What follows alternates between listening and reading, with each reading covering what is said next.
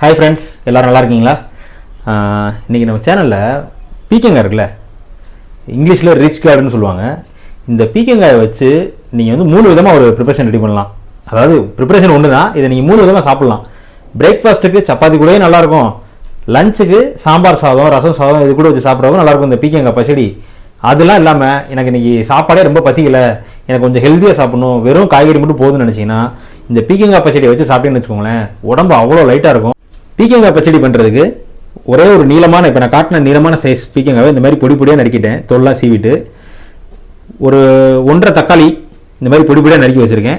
ஒரே ஒரு பெரிய வெங்காயம், அதையும் இந்த மாதிரி நல்லா அழகாக பொடி பொடியாக நறுக்கிக்கோங்க. ஒரு பச்சை மிளகா காரத்துக்கு தகுந்த மாதிரி போட்டுக்கலாம். மல்லி இலை பொடியாக நறுக்கியிருக்கேன், கருவேப்பிலை, இது போக மஞ்சப்பொடி மிளகா பொடியெலாம் போட்டு சமைக்க போகிறோம். இப்போ வாங்க சமைக்கலாம். ஒரு பேனில் கொஞ்சமாக கடலை ஊற்றிக்கோங்க. எண்ணெய் சூடான உடனே கடுகு பொரிஞ்ச உடனே நறுக்கி வச்ச பெரிய வெங்காயம், பச்சை மிளகா.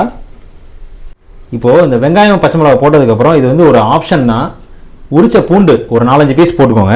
இந்த மாதிரி ஒரு உரலில் போட்டு லைட்டாக இடிச்சுக்கோங்க. இது வந்து நல்லாயிருக்கும், ஆனால் கொஞ்சம் லைட்டாகவே இருக்கட்டும், அப்படியே ஒரு நேச்சுரலாக இருக்கணும்னு நினைக்கிறவங்க பூண்டு தேவையில்லை. எனக்கு கொஞ்சம் பூண்டு பிடிக்கும், அதனால் நான் இதில் போடுறேன். இப்போது இடித்த பூண்டையும் போட்டுடலாம், கருவேப்பிலை. இப்போ இந்த வெங்காயத்தை நல்லா வதக்குங்க. ஆனியன் நல்லா ஃபுல் ப்ரௌன் ஆகட்டும், அந்த பூண்டும் சேர்ந்து ப்ரௌன் ஆயிரும். ஆனியன் கரெக்டாக ப்ரௌன் ஆகிருக்கு. இந்த ஸ்டேஜில் நறுக்கி வச்ச தக்காளியை போட்டுருங்க, நல்லா மிக்ஸ் பண்ணுங்கள். தக்காளி சேர்த்த உடனே உப்பு போட்டுக்கோங்க. இப்போது இந்த தக்காளி வந்து நல்லா குழையட்டும். தக்காளி போட்ட உடனே உப்பு போட்டோம்னா அந்த தக்காளியில் இருக்க தண்ணியெலாம் சீக்கிரம் வெளியில் வந்து சீக்கிரம் தக்காளி குக் ஆயிரும், கேஸ் செலவு மிச்சம், என் ஒய்ஃப் ஹாப்பி. அதனால தான் இந்த ட்ரிக்கை சொல்கிறேன். தக்காளி நல்லா குழஞ்சிருச்சு. இப்போது நறுக்கி வச்ச பீக்கங்காயை போட்டுருங்க. பீக்கங்காய் போட்ட உடனே கொஞ்சோண்டு மஞ்சப்பொடி, உங்களுக்கு காரத்துக்கு தகுந்த மாதிரி போடுங்க. நான் 1 ஸ்பூன் மிளகா பொடி போடுறேன். கொஞ்சமாக சீரகத்தூள், நல்லா கமகமன்னு இருக்கும். ஏற்கனவே உப்பு போட்டிருக்கோம், இப்போ போட்ட பீக்கங்காய்க்கு கொஞ்சம் உப்பு.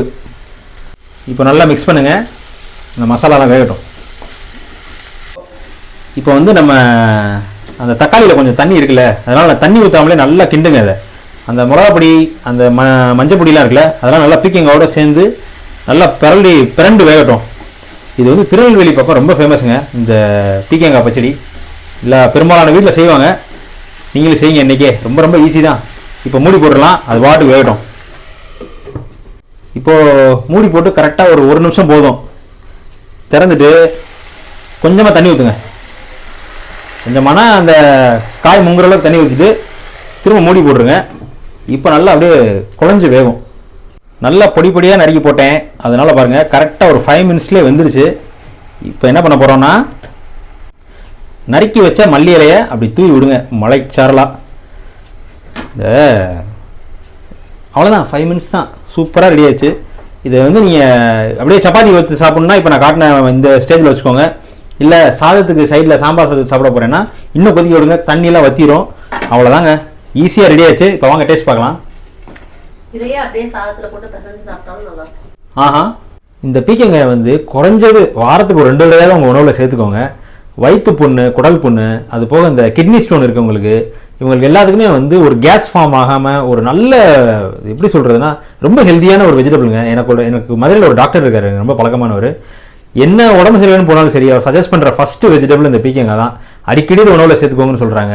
நிறைய பேர் என்கிட்ட வந்து பிரியாணி போடுங்க, இந்த குழம்பு போடுங்க, அந்த குழம்பு போடுங்கன்னு சொல்கிறீங்க. அதெல்லாம் போடுறேன், அதெல்லாம் நிறைய பேர் போடவும் செஞ்சுருக்காங்க. இந்த உணவை நீங்கள் கண்டிப்பாக சேர்க்கணுன்ற ஒரு அவேர்னஸ்க்காக தான் இன்றைக்கி இந்த வீடியோவே நான் எடுத்திருக்கேன். ரொம்ப சிம்பிளாக சமைக்கலாம்.